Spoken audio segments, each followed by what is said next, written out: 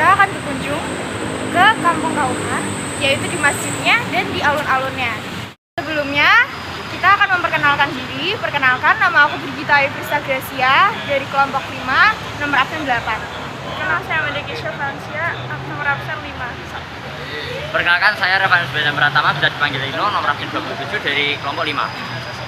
Perkenalkan, nama saya Bunda Mitra Nugraha Bimatara dari absen 6 kelompok 5. Perkenalkan, nama saya Bonaventura Santonika, absen 7, absen kelompok 5. Ya, sebenarnya sih di sini ada 6 orang ya. Cuman salah satunya lagi nganterin temennya pulang karena sakit ya. Jadi mungkin perkenalannya itu si Vino nanti aja ya kan ya. Tentang sebenarnya kearifan lokal yang ada di Masjid Kauman ini. Sebelumnya bisa terima Ya, terima kasih. Pertanyaan yang pertama bisa ditanyakan dari Xbox tentang sejarah singkat dari Masjid Kauman sehingga bisa berdiri seperti ini. Gimana? Ya, terima kasih. Masjid Agung Semarang ini mengalami 3 kali tahapan pindah. Pertama, dulu ada di Mugas pada saat Ibnu Abdussalam atau orang tuanya dari Sunan Pandanaran I itu ketika Sunan Kalijogo pada saat itu mengutus Syekh Maulana Ibnu Abdussalam untuk menggantikan kedudukan Syekh Siti Jenar ya, untuk penyebaran yang ada di sekitar Semarang ini. Nah, setelah itu beliau mendirikan masjid di sekitar Mugas sana. Kemudian ketika putra-putranya sudah mulai menjadi bupati utama kan Sunan Pandanaran ya, itu sama sesepuh yang lain itu istilahnya disarankan ya, harus bisa membedakan antara umarok sama umat ulama. Akhirnya masjid sana itu pindah di daerah Gubaan. Ketika pindahan itu sudah masih Mataram kuno, tapi setelah itu berkembang mulai zaman Belanda sekitar tahun 17 sekian. Kemudian ketika terjadi pemberontakan itu, terjadi peperangan yang cukup ramai, banyak yang terbakar di sekitar itu, termasuk masjid yang dibangun tadi itu pun ikut terbakar. Akhirnya dipindahlah yang di sini nih. Nah, di sini bukan persis yang seperti itu. 1987 masjid yang tadi sudah terbangun cukup bagus itu terbakar lagi karena petir ya. 1890 yang bangunan sekarang ini bangunan dibangun tahun 1890. Sampai saat ini bangunan ini masih tetap, kecuali hanya serambi-serambinya saja yang berubah. Juga ketika Pak Karno sampai sini, kemudian beberapa tahun kemudian memberikan bantuan merubah yang tadinya serambinya kayu dirubah menjadi bangunan yang bentuknya kayak bangunan Maghribi itu. Ciri khas apa sih yang membedakan Masjid Agung Kauman dengan masjid lainnya? Kalau hampir semuanya masjid itu sama ya, fungsinya untuk ibadah saja ya. Misalkan di Solo atau Jogja mengenal sekaten gitu kan. Kalau di Semarang ini ada dugderan gitu. Jadi secara umum kalau fungsi masjid sama, dimanapun sama, hanya untuk ibadah. Kemudian kalau bentuk arsitek itu tergantung dari desainer masing-masing ya, atau arsiteknya masing-masing gitu. Mau bertanya, bagaimana struktur organisasi di masjid ini ataupun interaksi antar paguyubannya? Di atas itu ada Yayasan Badan Pengelola Masjid Agung Semarang. Bawahnya lagi ada namanya Ketakmiran. Ketakmiran itu yang mengurusi tentang masjid-masjid keseluruhan kegiatan yang ada di masjid ini. Di samping itu ada yang ke kanan lagi ada tim pemberdayaan tanah wakaf. Cukup banyak wakafnya ya, tanahnya baik di Demak, di Kendal maupun di sekitar Semarang ini, termasuk Masjid Agung Jawa Tengah. Nah, di bawahnya lagi masing-masing punya organisasi sendiri.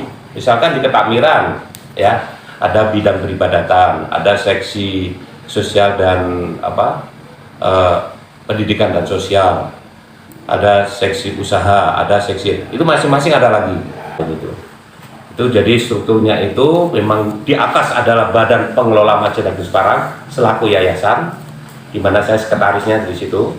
Kemudian di bawahnya ada ketakmiran, ada pemberdayaan dan sebagainya.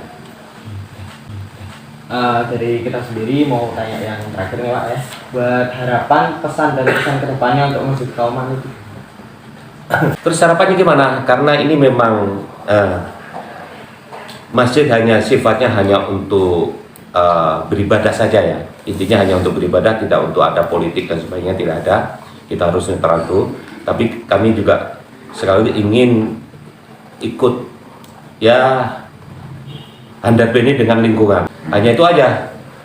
Nah, sebenarnya untuk praktek sebenarnya ya nggak tahu itu nanti lulusnya gimana Bu. Kami berupaya membuat kuliner itu sehingga UMKM bisa berjalan. Ini sifat sosialnya sehingga membantu pemerintah kota sehingga perekonomian paling tidak adalah tambahan sedikit bergulir. Harapan kami kalau pas itu ramai habis, wah rasa senang kami luar biasa. Itu lain begitu. Jadi tidak hanya sifat yang ibadah, gimana bisa bersifat sosial juga. Itu harapan kami ke depan gitu. Bebas. Ada yang mau ditanyakan lagi? Tanya, apakah masjid ini termasuk dalam salah satu wisata yang bersifat religi? Kalau iya, apakah dapat meningkatkan perekonomian di sekitar sini? Sekian pertanyaan saya. Ya. Religi tidak. Justru wisata religi masa di Masjid Agung Jawa Tengah. Jadi kalau secara wisata tidak ya. Nah, itu terus ada tadi satu lagi apa tadi? Ekonomi Pak. Ya kalau perekonomian gini. Dulu ketika dibangun masjid ini pun pasar jual belum ada. Secara perekonomian karena lingkungan sini seperti di Kauman ini ada khas-khasan kan. Secara itu ya, tapi lingkungannya sangat membantu seperti di pasar jual itu sendiri. Ya. Tadinya belum ada itu pasar itu. Ini cukup membantu di perekonomian. Tapi secara spesifik untuk peran dari masjid pun tidak ada. Ini pun peran semua dari pemerintah.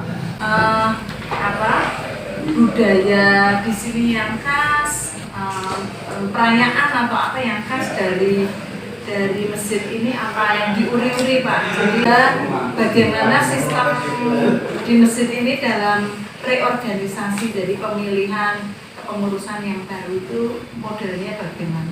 Kalau yang sini khas itu hanya dugderan. Jadi dugderan gini Bu. Sekarang pun saat yang dilakukan sekarang di kita dulu itu diadopsi oleh Menteri Agama sekarang.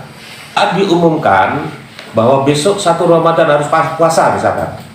Di masjid dibunyikan beduk, duk di kabupaten pada saat itu di Kanjengan ya. Ya, itu dibunyikan meriam. Duel lah, itu kan namanya anak-anak kecil, itu kan seneng kan? Itu pada berbondong-bondong. Nah, khasnya itu Ibu, kepengurusan semua dari pemerintah kota dan Kementerian Agama yang membuat. Nah, cuma tahun 2022 setelah reformasi ini ada perubahan Bu, karena banyak masyarakat pada saat itu kurang percaya dengan kepengurusannya pada saat itu. Kemudian pengurus itu dirapatkan antara tokoh-tokoh sesepuh siapa aja yang akan terpilih. Itu SK-nya adalah wali kota. Awal perubahan SK wali kota.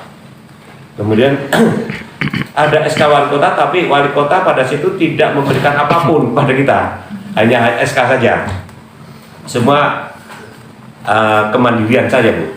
Nah sekarang sama-sama mandiri, akhirnya dibentuklah yayasan saat ini. Yang khas itu seperti perayaan dugderan, apakah hanya pada saat hari besar menjelang Ramadan, ataukah ada acara-acara lain seperti mulut dan lain sebagainya Pak? Kegiatan umum salah. Jadi seperti tiap Ahad ya, Ahad itu mulai ibadah duhur itu ada kegiatan yang namanya belajar qiraah istilahnya ya.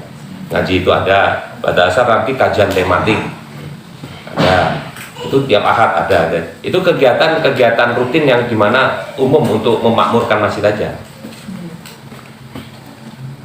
Kami berterima kasih sekali dan ini satu pengalaman yang luar biasa bagi anak kami untuk mengenal satu bagian sejarah ya yang luar biasa di Kota Semarang ini.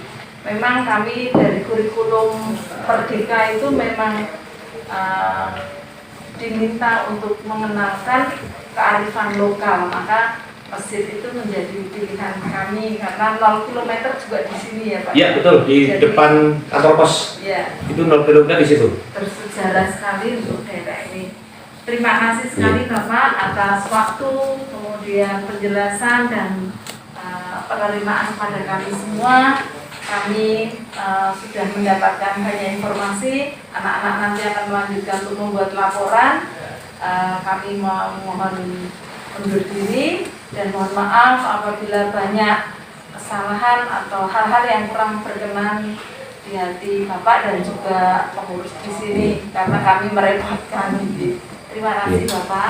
Ya, sebaliknya kami selaku pengurus Yayasan Badan Pengelola Masjid Agung Semarang, jika dalam sambutannya kurang nyaman, mungkin keterbatasan kami teman-teman yang mungkin walaupun secara formal kita selalu menggunakan senyum sapa, itu sudah kita ini, tapi yang namanya manusia kadang-kadang juga lupa barangkali, itu kami mohon maaf yang sebesar-besarnya. Cuma tadi yang kami sampaikan tentang kita harus bangga menjadi orang Semarang karena kita pun pernah atau ikut di dalam andil di dalam proklamasi. Jadi teman-teman, ini adalah bagian depan dari Masjid Agung Kauman Semarang. Ya, jadi kita akan mengelilingi bagian dalam dari Masjid Kauman Semarang. Oke.